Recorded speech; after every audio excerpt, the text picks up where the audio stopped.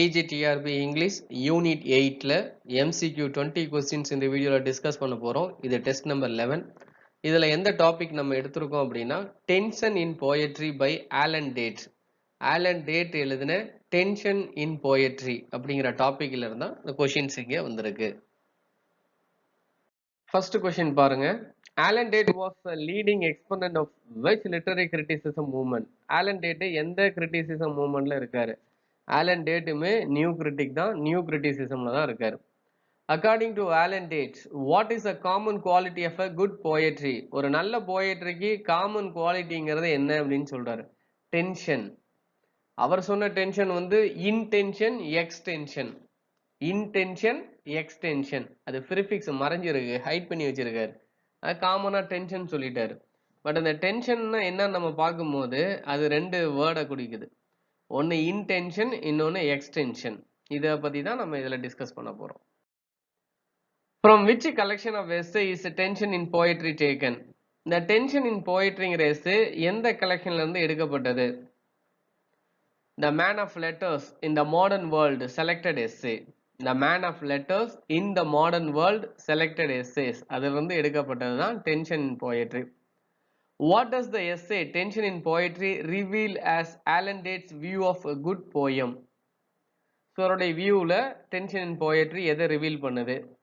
A poem where extension and intention are the state of tension. அவர் சொன்ன tension வந்து extension intention. சரிங்களா? So அந்த எக்ஸ்டென்ஷன்னா என்ன, இன்டென்ஷன்னா என்னங்கிறதான் நம்ம அடுத்தடுத்து கொஷின்ல பார்க்க போறோம். How many parts does Alan Date's essay Tension in Poetry have? Tension in Poetryல எத்தனை பார்ட் இருக்குன்னு கேட்டாங்க. 3 parts இருக்கு. What topic does part 1 of Tension in Poetry deal with? இந்த part 1ல அவர் எதை டீல் பண்றாரு? The fallacy of communication in poetry. போயட்ரியில இருக்க poetry கம்யூனிகேஷன்ல fallacy பத்தி பேசுறாரு. fallacy அப்படின்னா மிஸ்டேக்ஸ் அப்படின்னு அர்த்தம். What topic does part 2 of Tension in Poetry deal with? Part 2ல எதை பத்தி அவர் பேசுறாரு, டிஸ்கஸ் பண்றாரு அப்படின்னா defines tension and explains its importance. அந்த டென்ஷனை பத்தி டிஃபைன் பண்றாரு, அதை பத்தி அதோட இம்பார்ட்டன்ஸை சொல்றாரு. What topic does part 3 of Tension in Poetry deal with?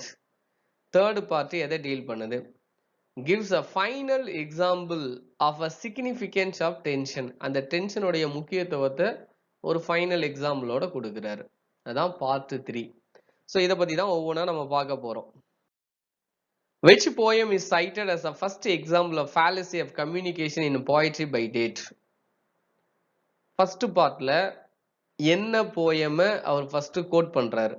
இந்த fallacy of communicationல, இந்த mistakes of communicationல எந்த போயம் அவர் சைட்டட் பண்றாரு, கோட்டேஷன் எடுக்கிறாரு அப்படின்னா, ரெஃபரன்ஸ் எடுக்கிறாருன்னா ஜஸ்டிஸ் டெனைட் இன் மசாசூசெட்ஸ். இந்த poem actually it is written in 1927 which is written by miss Millay. இந்த மிஸ் மில்லே எழுதின போயம் தான் ஜஸ்டிஸ் டெனைட் இன் மசாசூசெட்ஸ்.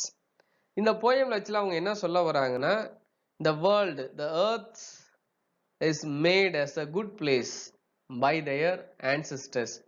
நம்மளுடைய முன்னோர்கள் இந்த உலகத்தை, இந்த பூமியை ஒரு நல்ல பிளேஸா உருவாக்கி இருக்காங்க. But now it become bad. இப்போ அது என்னவா மாறிடுச்சு, ரொம்ப மோசமான ஒரு சூழல்ல மாறிடுச்சு. ஸோ அதனாலதான் அந்த டைட்டிலே வந்து என்னது, ஜஸ்டிஸ் டெனைடு இன் மசாசூசெட்ஸ் அப்படின்னு கொடுக்குறாங்க. சரிங்களா? ஸோ ஆக்சுவலா இந்த போயம், இதுல ஸ்பீக்கர் யார் அப்படின்னா Miss Millay. Miss Millay is the speaker of this poem. இந்த போயமுடைய ஸ்பீக்கர் அவங்க தான். இன்னொன்று ரெண்டு கேரக்டரை பத்தி இதுல பேசியிருப்பாங்க. இந்த ரெண்டு கேரக்டருமே they were two migrants, they were executed. அந்த ரெண்டு கேரக்டருடைய நேம் என்ன அப்படின்னா சாக்கு அண்ட் வான்செட்டி. சாக்கு அண்ட் வான்செட்டி, இது ஞாபகம் இருக்கட்டும். ஸோ இதுல என்னத இந்த ஃபர்ஸ்ட் பார்ட் எதை டீல் பண்ணுது அப்படின்னா fallacy of communication. fallacy of communicationங்கிறது mistakes of common. mistakes of common in poetry, especially in political poetry. ஒரு பொலிட்டிக்கல் போயட்ரியில ஒரு சாதாரணமா நடக்கக்கூடிய தவறுகள், அதை தான் இவர் வந்து அட்டாக் பண்றாரு. ஸோ அப்ப இந்த பொலிட்டிக்கல் லாங்குவேஜ், பொலிட்டிக்கல் போயட்ரிய பொலிட்டிக்கல் லாங்குவேஜில் எழுதுறத அதுக்கு இவர் என்ன பேர் வைக்கிறாருன்னா மார்ஸ் லாங்குவேஜ்னு வைக்கிறார். MARS. மார்ஸ் லாங்குவேஜ் அப்படின்னா பொலிட்டிக்கல் லாங்குவேஜ். அதே இந்த போயம் பர்சனல் போயமா இருந்தா அதுக்கு பேர் லாங்குவேஜ் ஆஃப் பீப்புள் அப்படின்னு சொல்றாரு. மக்கள் மொழி, லாங்குவேஜ் ஆஃப் பீப்புள் அப்படின்னு சொல்றாரு. Next question, which poem is given as another example of obscurity appealing to an affective state? Obscurity அப்படின்னா not clear அப்படின்னு அர்த்தம். Ununderstandable, not understandable அப்படின்னு சொல்லலாம். அடுத்து அவரு எந்த போயமை ரெஃபரன்ஸ் எடுத்திருக்காரு அப்படின்னு கேட்குறாங்க. அவர் எடுத்த ரெண்டாவது போயமு பார்ட் 1ல த வைன். த வைனுங்கிற போயமை எழுதினவர் ஜேம்ஸ் தாம்சன். இந்த போயம்ல என்ன பிரச்சனை அப்படின்னா, இந்த போயம் எதுல ஃபெயிலியர் அப்படின்னா டெனடேஷன், டைரக்ட் மீனிங் அதுக்கு இல்ல. The wine is considered as a failure in what aspect? Denotation. Direct meaning அதுக்கு இல்ல. What is the definition of denotation provided in the sources? Denotationக்கு என்ன definition? The primary, literal or explicit meaning of a phrase or a symbol.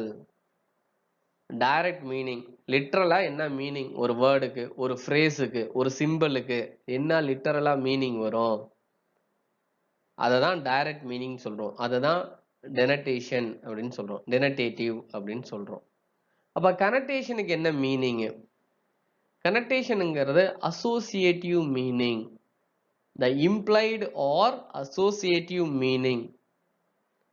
For example, fire அப்படிங்கிறது நெருப்பு, அது வந்து denotation.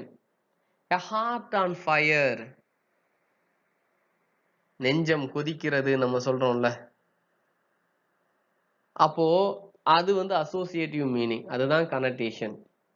For example, mother அப்படிங்கிறது denotation, literally என்ன meaning? mother, அம்மா.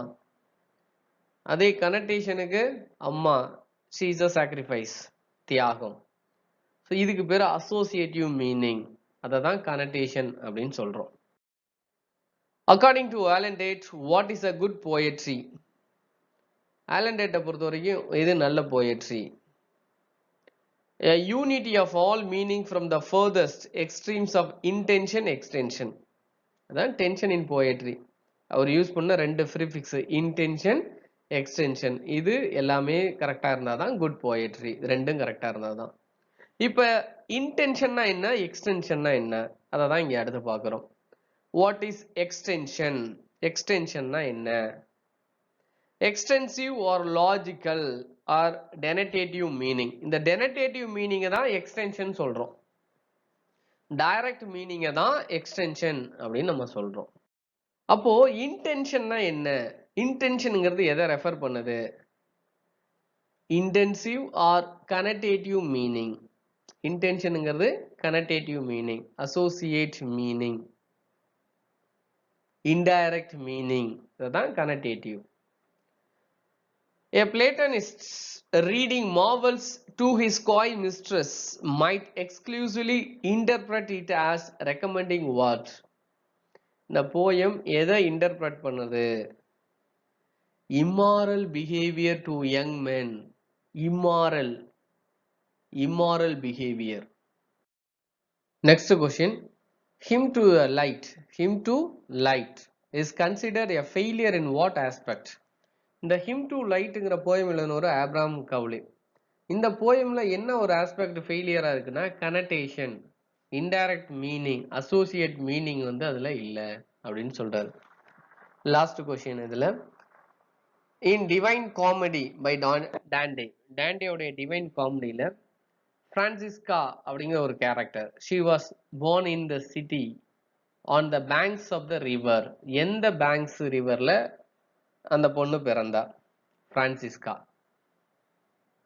போங்கிற river. சரிங்களா? இது வந்து பார்ட் 3ல அவர் டிஸ்கஸ் பண்ணியிருப்பார், டாண்டோடைய டிவைன் காமெடியை பத்தி டிஸ்கஸ் பண்ணியிருப்பார். இதுல ரெண்டு லவ்வர்ஸ், அவன் பையன் பேர் வந்து பாத்தீங்கன்னா பால்தோ, இந்த பொண்ணு பேரு Francesca. they committed sexual crime. அதை வந்து என்னன்னு சொல்றாங்க, it's a symbol of lust அப்படின்னு சொல்றாரு. So the lady Francisca tells her story to Dante. Dante used a visual and auditory image. So இந்த பொண்ணு வந்து டாண்டே கிட்ட போயிட்டு we have committed sexual crime அப்படின்னு சொன்ன மாதிரியும், அவர் வந்து அதை வந்து ஒரு விஷுவல் ஆடிட்டரி இமேஜா வந்து போர்ட்ரே பண்ண மாதிரியும் இதுல அவர் சொல்லியிருப்பார். A visual and auditory image, and Francisca is sin, and her sin is embodied in this image. It is a sin that we can both hear and see. நம்ம கேட்கிறோம் பார்க்கிறோம். It is a sin, பாவம் அப்படின்னு சொல்லி முடிச்சிருப்பாங்க அந்த கதையை. இப்போ அந்த பொண்ணு பிறந்த அந்த ரிவர் பேங்க் சைடு என்ன நேம் வந்து போ, அந்த ரிவரோடைய நேம் வந்து போ, ஞாபகம் வச்சுக்கோங்க. வீடியோவில் 20 கொஷின்ஸ் வந்து பார்த்தோம். உங்களுக்கு ரொம்ப யூஸ்ஃபுல்லாக இருக்கும்னு நம்புகிறோம். தொடர்ந்து கவனிங்க. தேங்க்யூ ஃபார் வாட்சிங்.